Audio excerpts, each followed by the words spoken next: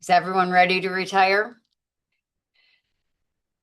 This month is definitely the month where people are reaching out to us the most, get the most inbound inquiries for people who say, what do I need to do to be ready to retire? So today we are going to go through exactly what you need to do, be prepared for, and start to think about in order to make sure that you are on the road to be adequately in good order when the time comes.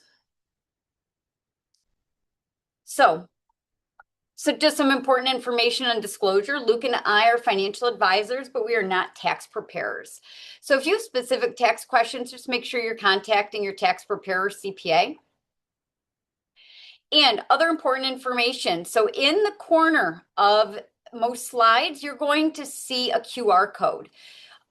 If you have questions specific to your situation this evening and you don't maybe want to share it, or it's really maybe a personal question, we would be happy to do a meeting with you afterwards and schedule a time to meet and discuss your personal private situation. Go ahead and scan that QR code. That's going to go ahead and email that email address you see on the screen, and I will reach out to you and respond, and we'll coordinate a time to meet. So if you wanted at any time, have a question, want to touch base, or would like to meet, go ahead and scan that QR code. There will be an opportunity also at the end when we get some feedback to do the same, but just want to let you know that if you want to do so intra-meeting, we can do that as well. So let's start off with a quick poll. When do you plan on retiring? So that way I can just make sure that I can, Luke and I are curtailing this and making this specific to all of you. When do you plan on retiring?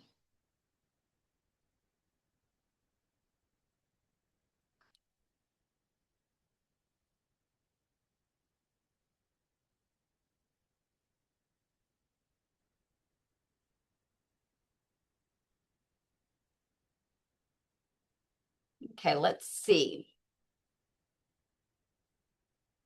Okay, so we've got 21% after the school year, 28% after next school year, and about half of people that are later than that, not too far away. The half of you later, but not too far away, you desperately don't want to work anymore. I know who you are. I understand. So it's okay. We're going to get you on the right path to get prepared. I totally appreciate your situation. You are not alone and you are in the right place. So the best thing that we can do is we can get you educated so that way you are in a position of strength and confidence financially transitioning into retirement. So thank you for being here. We will get you on the right road.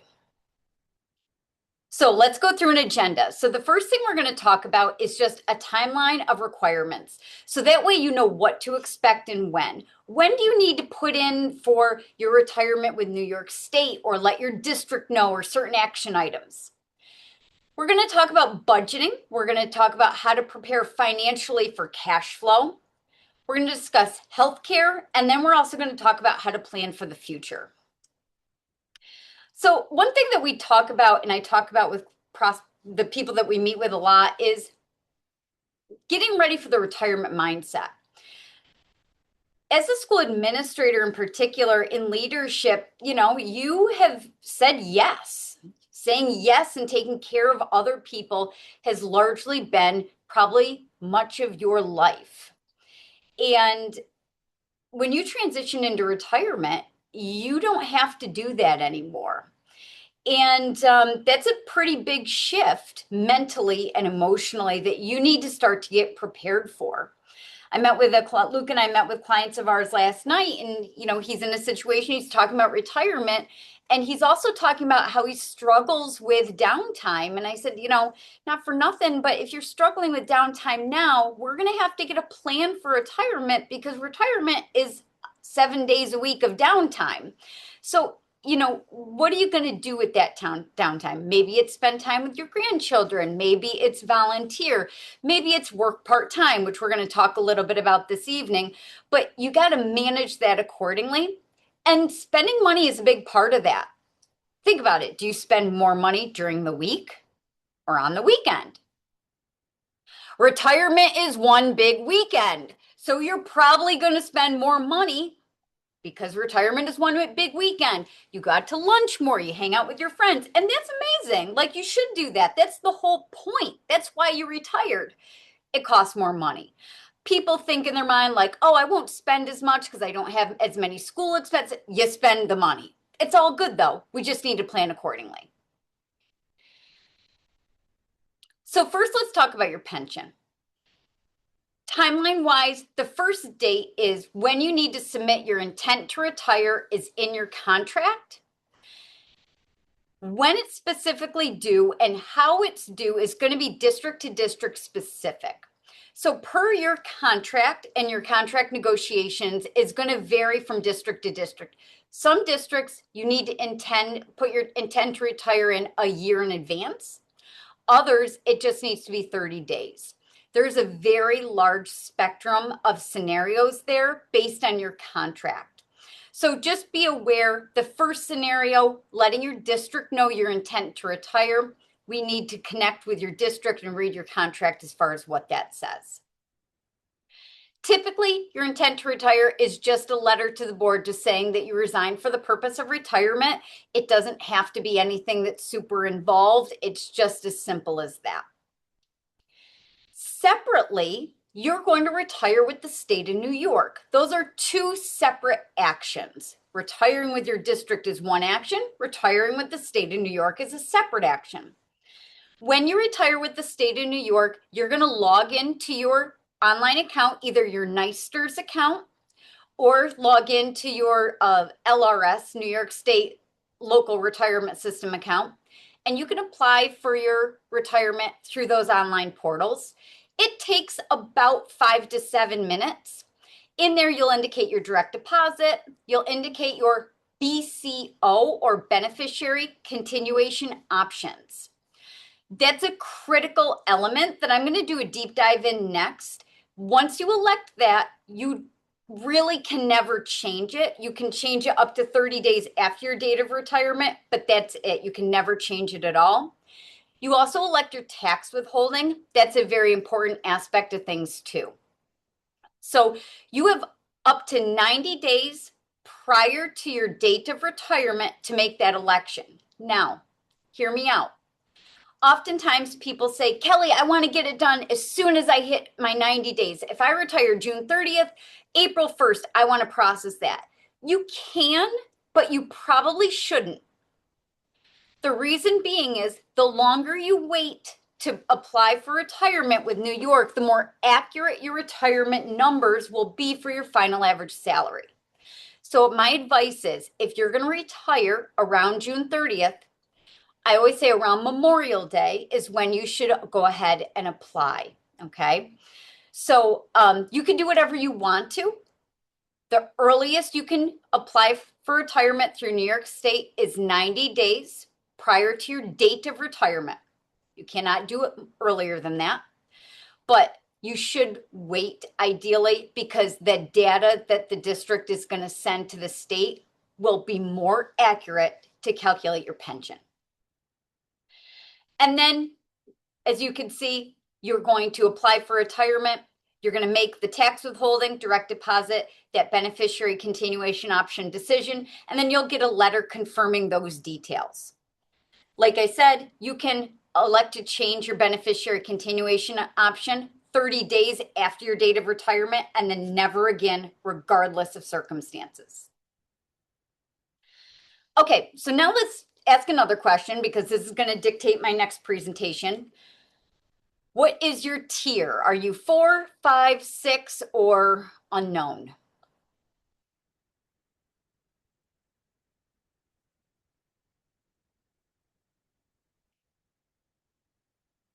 Okay, what do we got here? Okay, 90% are tier 4. I got one tier 5er and a couple not sure. Okay, great. So all good. All good. As far as tier 4 is concerned, let's look at an example.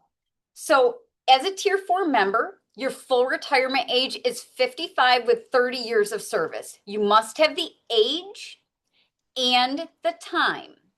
Sometimes people say, well, I'll be 55 with 25 years of service.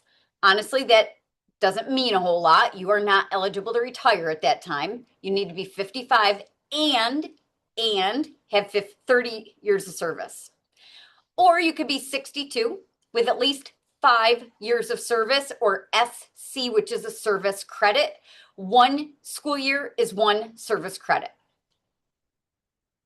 As a Tier 4 member, you know you contributed 3% of your salary for 10 years into that retirement system, either to the TRS or the ERS. What you contribute into the system has no bearing on what you get out of the system. When you go to retire, New York State evaluates 2 separate factors. The first is the number of SC, or service credits. That's a fancy term for how many years you've worked. 1 school year is 1 service credit. The second factor evaluated is the FAS, or the final average salary. That's your highest 3 consecutively paid years, averaged together whenever they fell. Typically, it's the final 3 years.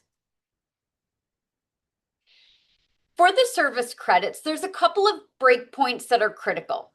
The biggest one being 20 years of service, or 20 service credits as a Tier 4 member. That's where you get a big boost as far as you get a 2% credit for every year worked, and that's retroactive. So 20 years of service can be a big deal. Some people will get there, some people will not. So let's look at an example. Let's say somebody has 30 service credits, or 30 years worked. They would get a multiplier of 2% per year. Let's say, for example's sake, their final average salary is $100,000.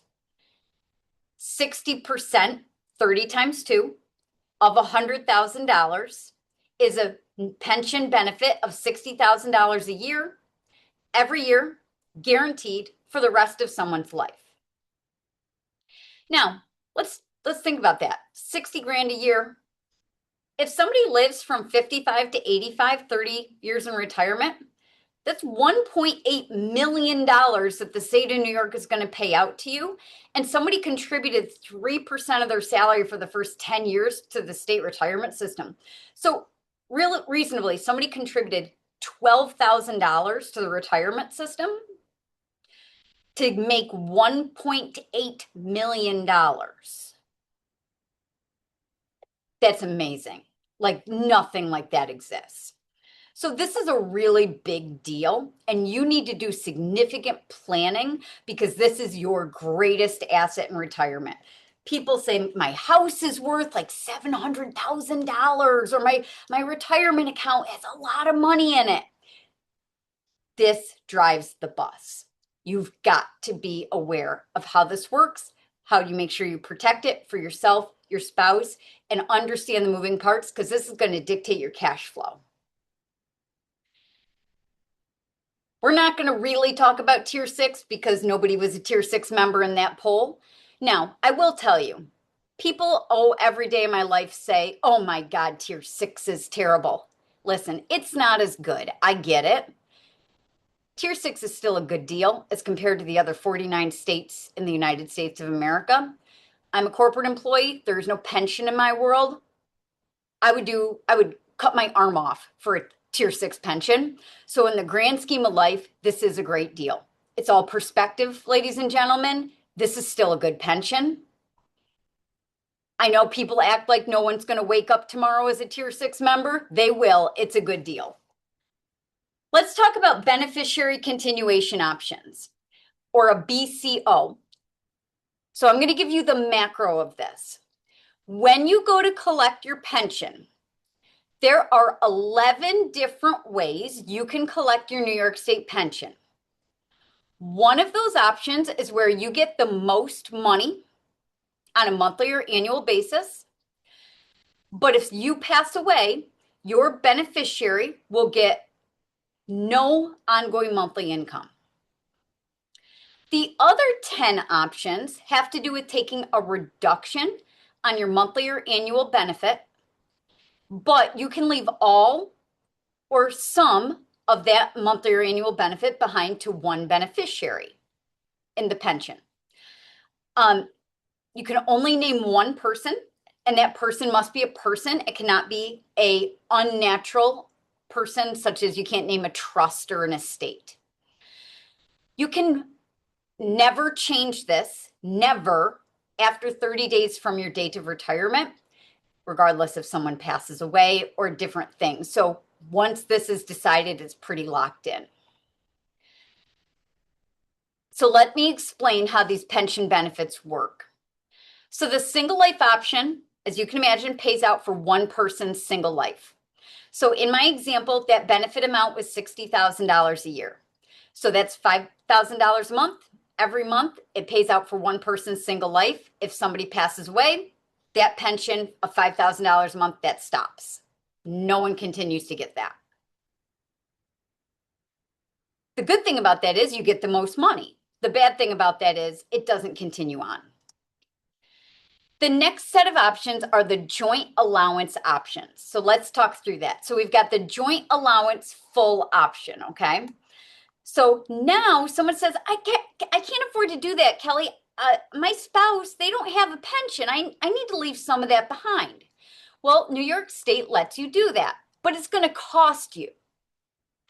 So now New York State says you can leave your pension behind, but now you're only going to get $55,000 a year instead of $60,000.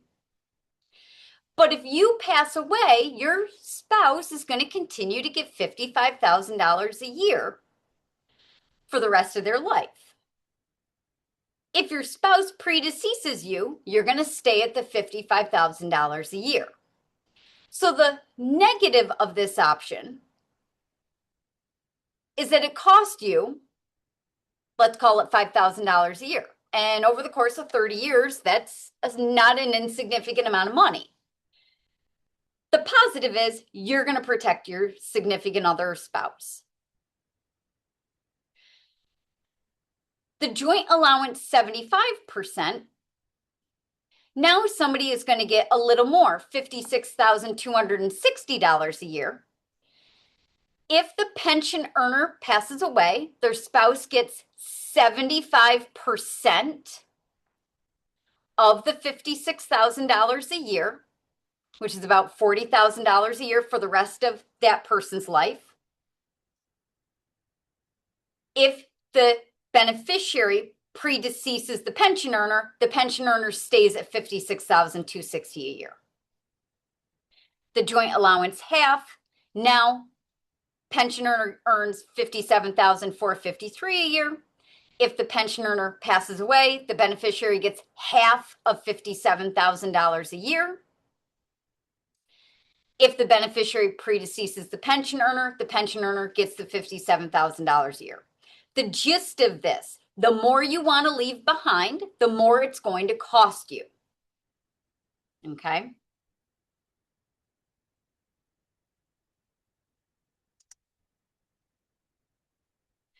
Now there's a 5 and a 10-year period certain. The only time, these are the oldest options, these 5 and 10-year period certains.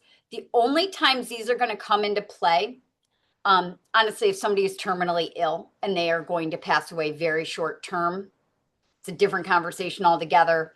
Unfortunately, it happens and comes up once in a great while. Now let's talk about the pop-up options. These are the most recent options. Okay, so these are most popular options. So the pop-up options, the way that this works is that, let's look at the pop-up joint allow full. We're looking at this one down here. So the way this works is now if you elect this benefit, the pension earner is going to get $54,856 a year. If the pension earner passes away, the beneficiary gets $54,856 a year because they get the full amount. But in the event that the beneficiary predeceases the pension earner, then the pension earner is going to pop up to the single life benefit. Okay? In the regular joint allowance options, that doesn't occur. So in the pop-up options, in the event that the beneficiary passes first, then the pension earner will pop up to the single life benefit. And then the options are basically work exactly the same. So the pop-up joint allow the pop-up joint allows 75%. Pension earner gets $56,058 a year. Pension earner passes away. Beneficiary gets 75% of 56,000, 40 grand a year. If the beneficiary passes away, pension earner pops up to their single life benefit of 60 grand a year. Okay. So you get the gist of how this works. Once you commit, you are committed. Like I said, you can't ever change this. So a couple of things surrounding this. This is probably one of the biggest mistakes I see people make is what they elect. Luke and I meet with people every day of our lives and we say, what beneficiary continuation option did you elect? And they say, the joint allow 75%. And we say, great, why did you pick that? And they say, I have no idea. Our friends picked it and we just kind of picked something. That's a really, really bad decision. Maybe your friends have 2 pension households versus 1. Maybe your friends are divorced and remarried. Like, there's so many factors that go into calculating this that are so specific to every family situation. I would highly recommend against doing what everybody else told you to do. Do not follow the herd mentality. I would not recommend that. I would not recommend that. Okay. Now, this came up. Should your child be a beneficiary? Probably not, because these reductions in your pension benefit are based on the age of your beneficiary. So think about it. If you leave your child to beneficiary, New York State's now got to pay out this pension for a really, really long time. And it's going to cost you a lot of money. Like, when I mean a lot of money, I've seen pension benefits reduced of like $20,000 a year. So, like I said, if there's a scenario like that, I've only seen it in a terminally ill situation, unfortunately. And that's where maybe a period certain, a 5-year or 10-year come into play. Different discussion altogether. Hopefully, I never have to have that discussion again. Not ideal. Okay, moving on.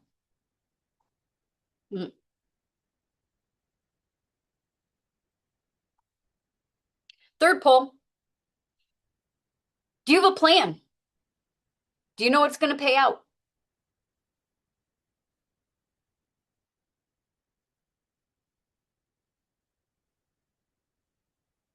I'm going to guess most of you are still looking into it because half of you are just dying to retire, but you're not ready in the next year or two. So I'm going to guess that you're still evaluating your options here. Yeah. Okay. That's fair. That's fair.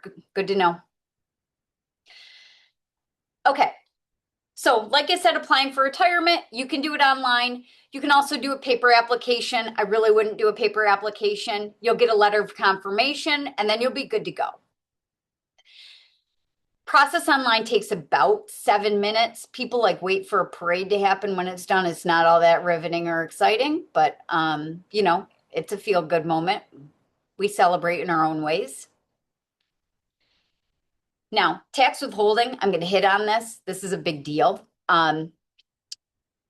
New York State, when you go to retire from the state of New York, they don't know you have other income. They don't know that your spouse has other income. So you have to pay attention to your tax withholding on this because you've probably heard people retiring and getting walloped with a tax bill.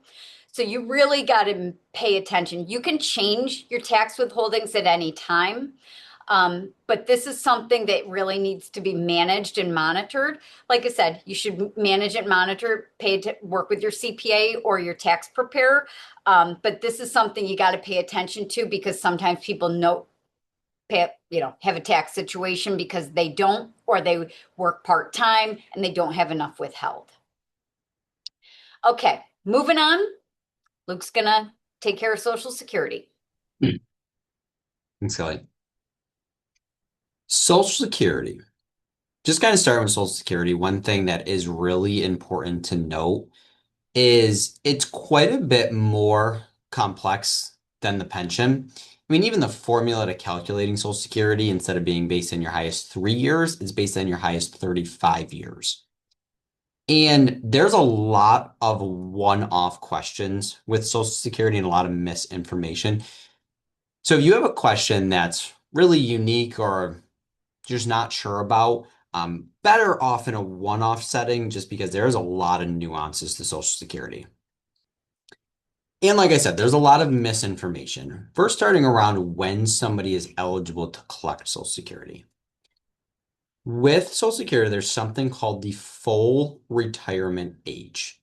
Full retirement age is based on when you were born. So you can see anyone born before 1937 is 65. Anyone born from 1943 to 1954 is 66. Anyone born after 1960 is 67. If you're born from 1955 to 1959, it's 66 and some odd months. So we talked to a lot of people that say Social Security starts at 65, and it can, but for most people, Social Security in 65 is not a super relevant age. For most people on this call, likely 67 is going to be the most relevant age, or 66 in 10 months, 66 in 8 months. Now, with that being said, regardless of when you were born, anyone can collect as early as 62 or defer their benefit all the way to age 70. And there are pros and cons of collecting earlier or later. If I collect before my full retirement age, so if I'm born after 1960, which would be 67, if I collect before 67, I take a reduction for each year early I collect. So if I collect 1 year early, I collect a 6% reduction, or I take a 6% reduction, and that's for each year. So if I collect at age 62, I'm taking a 30% reduction relative to if I collect at 67. If I collect at 65, I'm taking 66, I take a 6% reduction. So if you collect earlier, you essentially collect less. If I wait to collect, I get a larger benefit. So for each year I wait past my full retirement age, I'm getting an 8% increase. So at age 70, it's 24% larger than age 67 if my full retirement age is 67. A good rule of thumb here is generally your age 70 number is about double your age 62 number. Not exactly, it's usually a little less, but it's pretty close. Kelly talked about this in the BCO options, beneficiary continuation options, of what option you should take. And similar question to Social Security, when should you collect Social Security? And it should not be based on when your friends or family collect it. It's really different for everyone. When somebody as a pensionable employee should collect is really different relative to somebody who's not a pensionable employee. Non-pensionable employees, they don't have this guaranteed income in the New York State pension. They might need to collect a little bit earlier. So there really is pros and cons to deferring and collecting earlier. Someone just needs to understand, though, that it's unique to each individual or each family. Now, a big question with Social Security is it going to be taxed? And the reality is most folks on this call are going to have a pretty large New York State pension, and that's great. But because of that large New York State pension, that means your Social Security will get taxed. A lot of people are under the impression that it's tax-free, and it is not. It is New York State tax-free, and you also do not pay FICA tax on your Social Security, so you don't pay Social Security tax or Medicare tax, but you do pay federal income tax. Part of it is federally tax-free, but not all of it. So you'll pay a lesser tax on your Social Security than you will your New York State pension, but it is not completely tax-free. Kelly also talked about working part-time. If you are under your full retirement age, so if I'm born after 1960, my full retirement age being 67, so if I'm under that age and I decide to collect Social Security, if I earn more than $24,000 in a year, I'm going to pay a 50% tax on my Social Security. So technically, you can collect between 62 and 67 and work, But if you earn more than $24,000 in the year, you will pay a very heavy penalty on your Social Security benefit. And once you turn it off or turn it on, the only way to turn it off is you have to pay everything back. So the reality is once you turn Social Security on, you really cannot turn it off. So you don't want to be caught in a situation where you retired, you turned on Social Security, like, this really isn't enough. I'm going to go work, but now you can't earn more than 24,000. And that's for your earned income. So your pension, retirement account contributions don't count toward that 24,000, only working income does. After 67 or 67 and on, you can earn as much money as you want. You can earn $2 million a year and collect your Social Security, and that is not a problem. What every human that is over the age of 25 should do is go to ssa.gov and create a login. So this is the Social Security Administration website. It's a little hard to get in if you haven't been in before. It does take some time setting up your account. It's a very secure website. You're going to have to take a picture of your driver's license. Sometimes you have to take a picture of yourself. But once you're in, it's a very user-friendly website and you can pull your estimates. For most folks on this call, if you have 20, 30 service credits with the state, the pension is going to be quite a bit larger. At 62, most benefits are from 2,000 to 3,000 or 1,500 to 2,000. The largest is really 4,000 to 5,000. So it's not typically as large as the pension, but it is a huge benefit. It's important to understand when you're going to collect because it will be very powerful for you in retirement. The other thing, when you sign up for SSA.gov and you create a password, they're also going to give you a PIN. Do not lose those things. If you lose your PIN or your password, it is not as easy as just you hit the forgot your password. They have to mail you a new PIN. It is like the jaws of life to be able to get back into that. So don't lose it.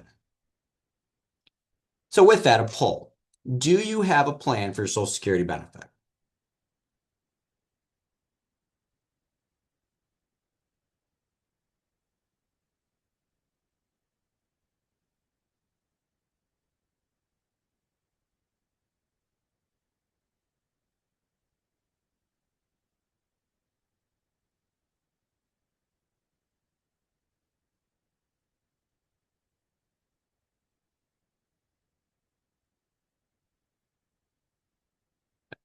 Healthy mix there. Some no, still got some time, and some yes. Awesome.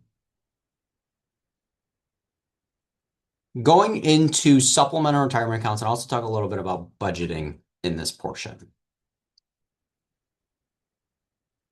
Just some common misconceptions we hear when it comes to saving in retirement accounts.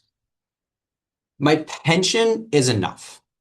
And maybe your pension is enough in year one of retirement.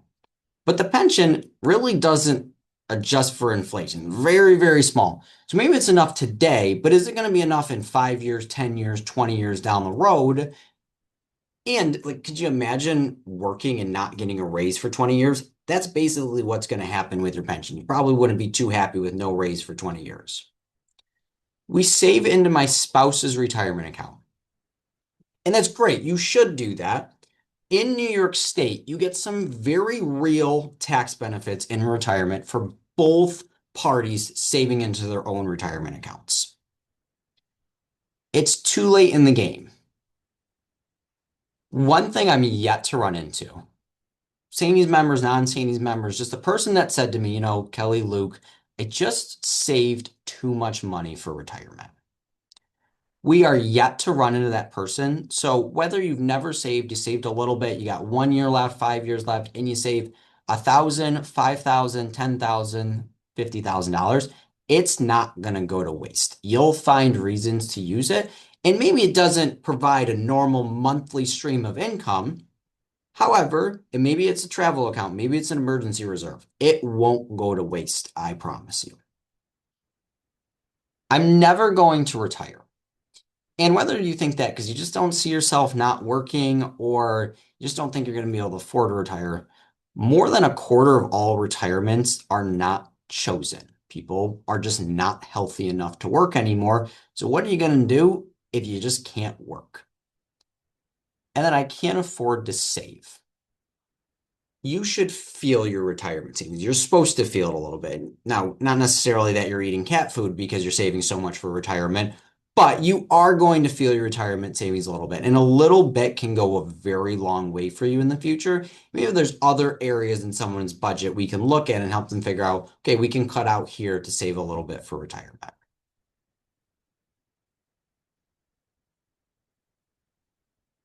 Just looking at these things all together, for most New York State employees that have had 20, 30 years in the system, their pension's really going to build the base of their retirement plan. And Social Security is going to have a nice addition to that. But they're going to need more through the retirement accounts because, as you can see, retirement expenses will increase over time. Cost of living affects or inflation affects retirees just as it affects working folks. And I'm sure a lot of you have felt that over the last couple of years as prices have increased. So you'll need them more as life goes on throughout retirement. Your pension just won't buy the same goods and services it buys in year 10 and 20 as it does in year 1 and 2. Okay. So in the world of retirement accounts, there's two major umbrella types. So you have tax shelter plans or what are called our pre-tax accounts. Through the districts, you generally have access to a 403B, a 457B, often called the deferred comp. Sometimes it is both. And then private employers generally have a 401k. The IRS wants people to save for retirement. So the way they incentivize people is through tax benefits. So in these tax sheltered accounts or pre-tax accounts, money goes in, not taxed. So you actually get a tax deduction for contributing, which is great for people closer to retirement because they're usually at the highest income level they've ever been at. So if I make $100,000, I contribute $5,000, I'm only taxed on $95,000, not $100,000. So money goes in pre-taxed. It then grows tax deferred. So the NT means not taxed. So as the money is gaining interest, you're not paying taxes on those dollars. And then you go to take it out in retirement, you'll then pay taxes on those dollars as you take it out. So if I have $100,000 in the account, I take $2,000 out, I pay taxes on the $2,000, the remaining $98,000 remains tax deferred. And you pay taxes at whatever income rate you are at in retirement. So most folks are going to have less income in retirement than they're going to have in their working years. So the idea is you put money in today and avoid a higher tax rate to pay a lower tax rate in retirement. Also, just a quick note on those accounts. If you have a retirement incentive or sick day payout, usually, not always, but usually they have to go into a 403B or 457B. Sometimes they will pay out to cash. That's relatively rare. So if you know you have a payout coming, you have to set one of these accounts up to receive the payout. Again, not always, but that is typically the case. Now, many districts have already offered Roth, but as of 2026, with the new Secure 2.0 Act, every district will now have to offer Roth. And Roth accounts work just the opposite. Money goes in that's already been taxed. So you already paid the taxes on those dollars. So it's not a tax penalty. You just don't lower your taxable income. That money also grows tax deferred. Now you take it out in retirement, though, it is completely tax free. So in this case, you pay the taxes up front to have tax-free income in retirement. Everyone should have both when they go into retirement. One is not really better than the other. The person who studies have done this over and over again, the person that pays the least amount in taxes is the person that has saved into both.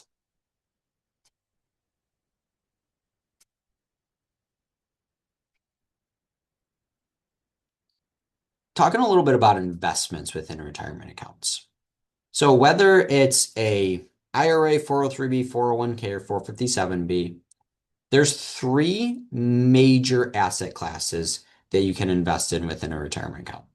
The first is what we call fixed income investments. Fixed income are your very safe but low returning investments. Historically, they've only averaged about 0 to 2%. The problem is inflation averages 3.25% over the last 100 years. So if we're only earning 0 to 2, our dollars are actually getting weaker for us. They're not keeping pace with inflation. So in order to beat inflation, we have to take on a little bit of risk. And the first way we can do that is through bonds. So bonds are an IOU from a company or government. Think about you go to the bank and you take a loan out. Does the bank make money on that loan? Yes, obviously. Otherwise, they wouldn't be in business. So they make money because you pay them back with interest. A bond is the same idea, but you're now making a loan to a corporation or a government that they pay you back with interest. Bonds are considered conservative, but not riskless. So they go up and down, they will fluctuate, but they're not as risky as the stock market. If Kelly and I say investing, 99% of people's minds go to the stock market, and that's very fair.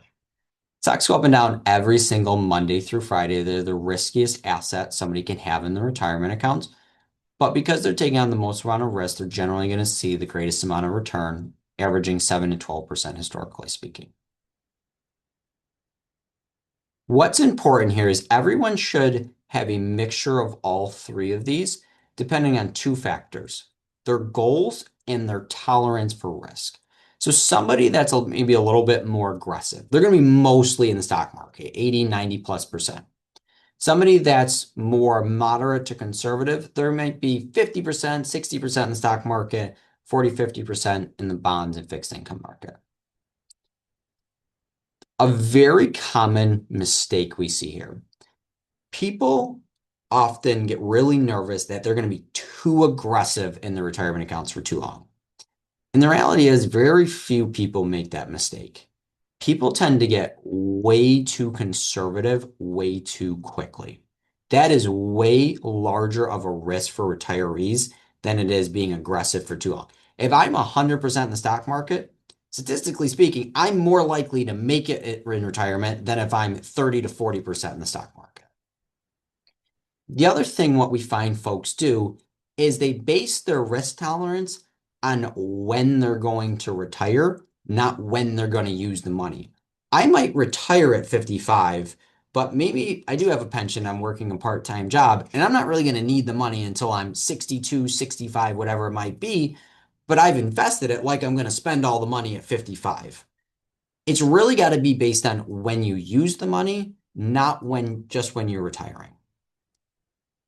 A huge advantage New York State employees have over private employees is they do have a pension that they can be a little bit riskier for a little longer, which goes a very far way for them in retirement.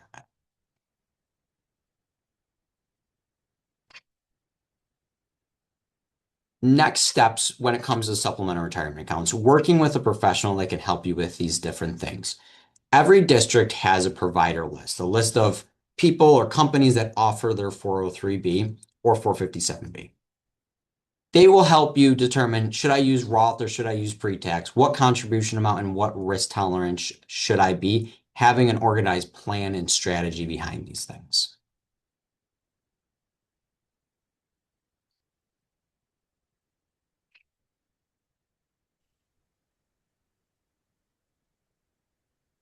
Talking a little bit about budgeting.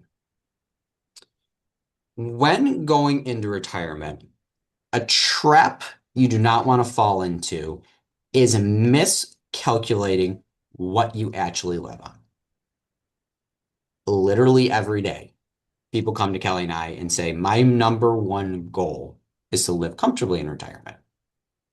But what does comfortably mean? Comfortably to me could be $5,000 a month, and to Kelly could be $12,000 a month. And we have to understand what that number is, because $5,000 a month having a retirement plan based on versus $12,000 a month, as I'm sure you can imagine, a very different thing. 5,000 to 6,000 is a very different thing. So understanding what our lifestyles actually cost us. People tell us every day, I live on $3,000 a month. It's like, well, great. You make $9,000 a month net, and your checking and savings account hasn't moved in 2 years. Where's the other $6,000 a month going? It's got to be going somewhere. So starting to get an idea of what your lifestyle actually costs you, tracking your expenses, doing it by charging everything to one bank account or one credit card, trying to stick to a predetermined budget. If you tell yourself, I live on $500 a month for takeout, okay, see if you can do that. See if that works. And do you find any conclusions? Like, wow, I thought takeout was $500 a month. It's really actually $800 a month, whatever it might be. So you just have to really nail down your budget and get an understanding of what you spend because the difference from 5 to 6, or even 5 to 5,500 can be a very big deal because if you're doing that month over month, year over year, that adds up in a very big way.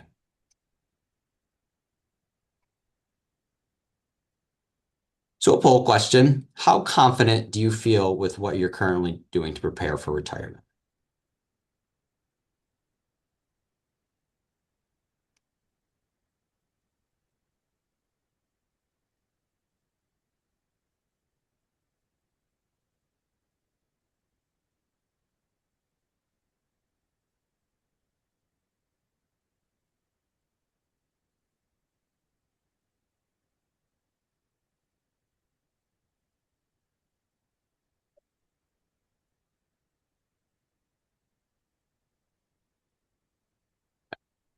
So most have some idea, ranging from somewhat to not very. It's good. Everyone's at least at a starting point, which is probably why you're on this call. Appreciate that.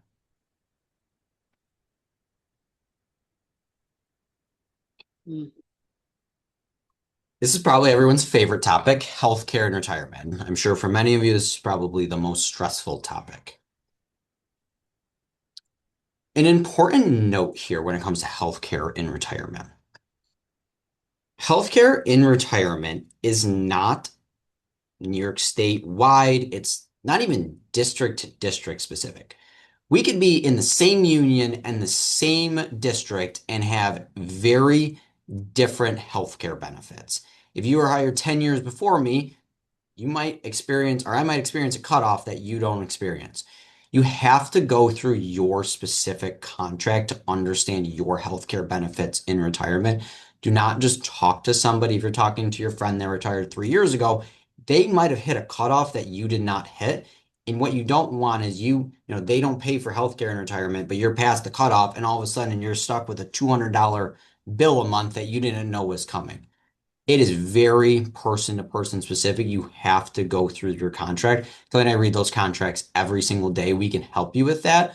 But a mistake in this area can be very, very costly. Things to consider when it comes to healthcare and retirement. So, age of yourself and your spouse. Are you and your spouse before age 65, which is where Medicare starts, or after age 65? If there's an age gap, how does your plan work if you hit Medicare first or if they hit Medicare first? Very arguably the most important part is the age of you and your spouse. And then any pre-existing conditions or current medications. Understanding that when you go to retire, depending on if you're prior to Medicare, after Medicare, the retiree plan can be different than the current plan you're on. So you might have something that is currently covered that is not covered once you get to retirement. You might pay $7 in a copay for a prescription now, but the reality is that prescription is $400 a month that might not be covered in your retiree plan. And traveling and relocating. Healthcare plans, not always, but often only cover certain areas. So it might only cover a certain county or certain state or certain areas of counties in the local to wherever you are.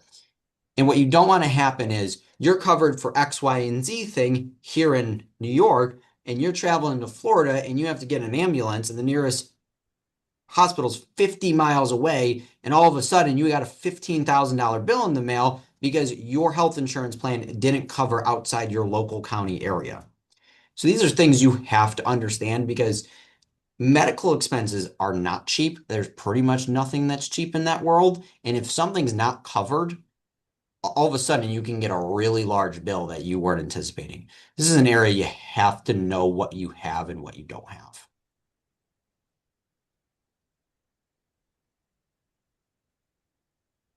If health insurance coverage is not offered through your district, what are your options? If you are under the age of 65, can you get on your spouse's plan? That's a big one. Can you is your spouse still working? Maybe your spouse is retired, but they can add somebody on there. Also, if you and your spouse both work for a school district, what does that look like when you both retire? Can you add people to the plan when you're retired? A lot of districts won't allow you to do that. Once you retire, you can't make changes. So you need to understand your own plan. You also need to understand what your spouse's plan looks like. If that's not an option, going to the New York State open marketplace. So in New York State, we have an open marketplace that anyone can go on and sign up for health insurance. It is not going to be as good as any district coverage. The premiums are high, the coverage is not great, but it is coverage. And you have to get a plan that is specific to you. So every county has different providers that have a bunch of different plans. So most counties, if I go on the open marketplace in New York State, I might have 20 plans available to me. And they all cover different things. And they're like 250-page documents. So don't just go and sign up for a plan. You have to work with a professional on that one. Kelly and I work with a lot of experts on the New York State open marketplace. You do not want to find yourself in a situation where you're paying way more for something than you thought you were going to. And then the other one would be Medicare. So at 65, you do become Medicare eligible, and understanding what plans to take there. So you have your Part A, your Part B, not going to go too far into Medicare, but you have your Advantage, your supplemental, your prescription plans, and understanding how your district plan works with Medicare. Kelly and I were recently meeting with a SAANYS member. We were looking through their contract, and they said, my Medicare Part B premiums reimbursed. And they're partially correct. What we found was their Medicare Part B premium, which in 2026 is $204 a person, was reimbursed at the rate of July 1st, 1990. Well, July 1st, 1990, Medicare Part B premiums were about $27. So of that $204, they were going to get $27 reimbursed a month. Now, I could see reading the contract where they would think that. It's not super straightforward, but the reality is like you have to know those things. Otherwise, this person's going to be paying an extra $175 per person they were not anticipating paying. And if you're going on the open marketplace, like I said, just understanding that there are higher premiums and higher deductibles, and you have to factor this into a retirement plan. It's not uncommon for these plans to be $300, $400, $500, $600 a month with a $6,000, $8,000, $10,000 deductible on top of them. So if you have not factored in health insurance to your retirement plan, you have to, and you have to know the nitty-gritty details. There can be no loose ends when it comes to health insurance and retirement. What about dental? It turns out dental insurance companies really don't like to cover retired people. There's not a lot of great options. So my first piece of advice here is if you have good dental coverage through your district, get all the dental work you can done before you retire. That's the best piece of advice I can give you. After that, you can get standalone plans. You can get comprehensive plans. Medicare open marketplace really try everything they can to not cover dental. They will cover some things, but only really routine cleanings. So just understanding that dental can be a pretty big out-of-pocket cost for people in retirement because there really aren't good options. Dental insurance companies don't like to cover retired people.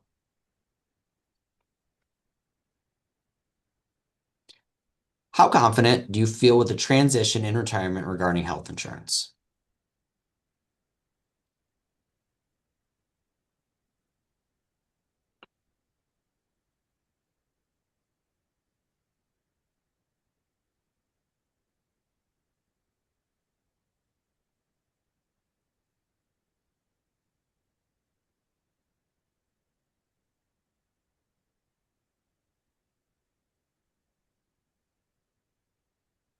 Lost. I have a basic understanding. I know enough, but not all of it. Confident.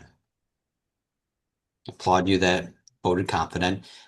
This is an area where it's very understandable to be lost or in that I have a basic understanding. Health insurance, the world of health insurance is complex. It is not straightforward by any means.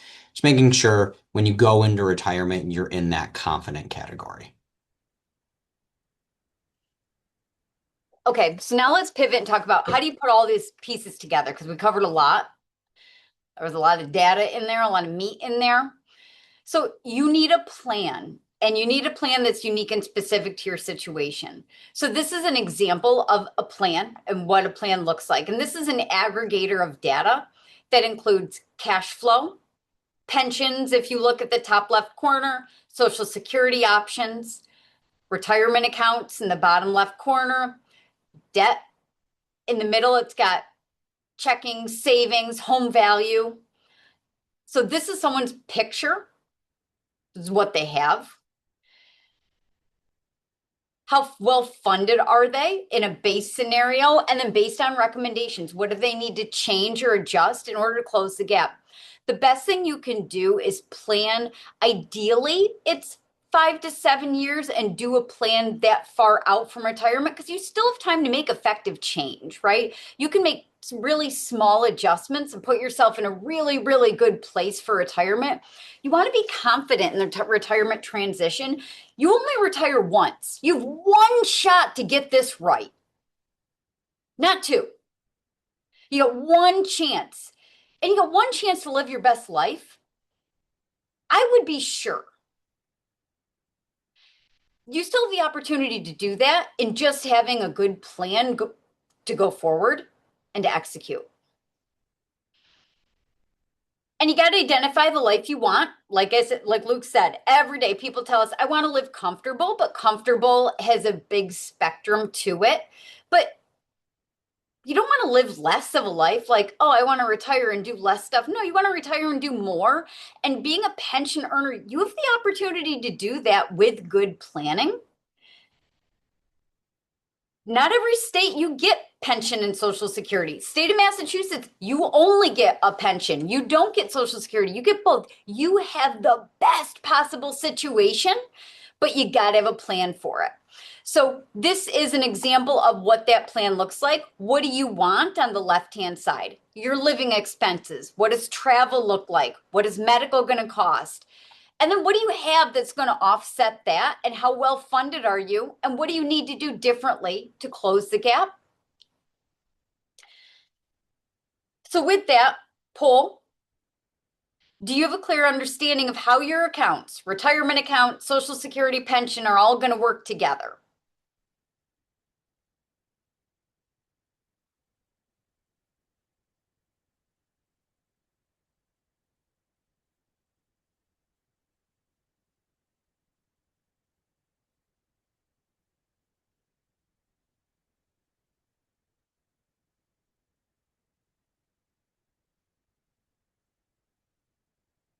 Okay, that's good.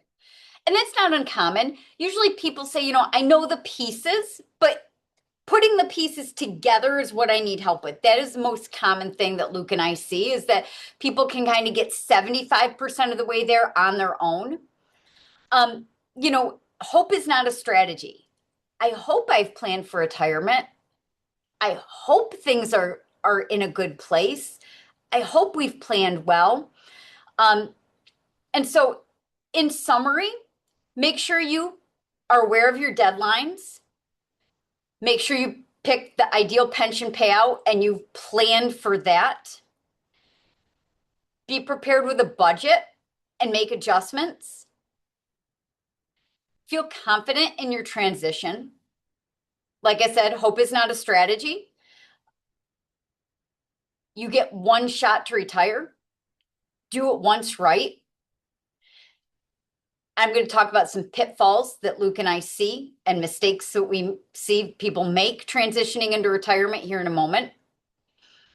Where your income streams coming in from, when are they coming in? You're used to getting 2 checks every month. That's going to change. You got to be prepared for that.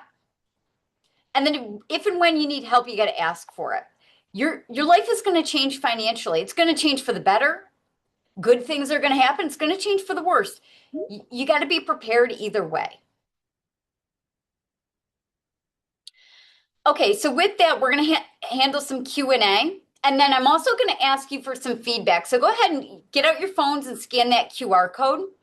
And as you do that and take the survey, I'm going to talk about some pitfalls that we see.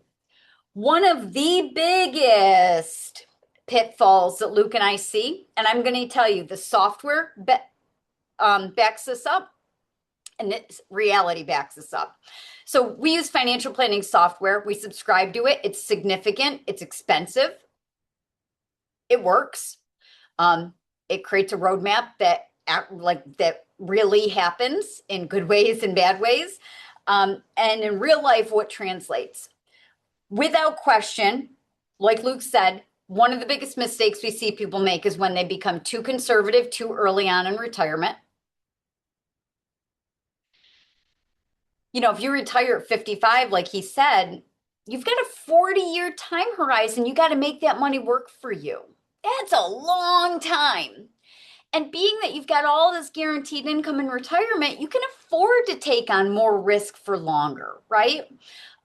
So you got to think about it a little bit on a bigger scale outside of when you're going to retire. The other big mistake we see people make is when people take out big distributions from their retirement accounts early on in retirement. It is devastating to their plan and they run out of money. So for people to say, you know what, I'm going to retire and I'm going to pay off my mortgage. Take out, 60, 70 grand, pay that off. Or I'm going to turn 59 and a half and I'm going to take a chunk out of my retirement and pay something off. I am here to tell you, you will run out of money. The software shows that every time, and that absolutely happens in reality. So if you think that is a plan, that is not a good plan. And I will show data every day of my life to prove that is not a good plan. Luke and I have clients who unfortunately have told us that that's what they're going to do because they have planned their own plan. They run out of money. So, and they run out of money a lot earlier than you think. The data shows they run out of money by their late 60s. In reality, they run out of money by their late 60s. That is actually what happens. So just food for thought, something to be really careful of, because in people's mind, it sounds like a good idea. It's not a good idea.